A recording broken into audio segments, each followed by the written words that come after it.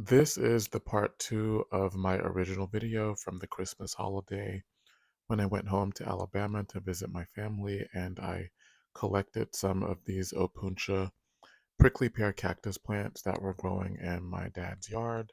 They grow wild out there and they're everywhere. So I took a few cuttings.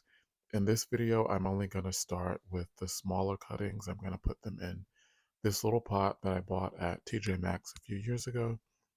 I'm actually a little bit overwhelmed by the bigger ones, so I'm just going to start with the small pot and get to the larger ones later. If you have handled cacti before, you know that if you get pricked, it can be a really big deal.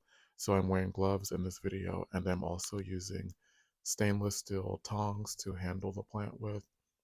I'm just being careful not to grasp too hard so that I don't puncture the flesh of the plants. I'm potting them up with some really well draining soil. You can see right here in this part how quickly the water is draining out. That's really important for these so they don't get too wet and rot.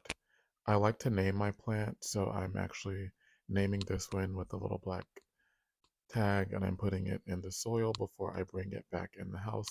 I grew up in the country where we farmed and gardened all year round, so whenever I do go home, I like to bring something back with me. I've lived in many different cities over the years, but every time I come home, I like to bring a cutting back so that it can remind me of home even when I'm living somewhere else.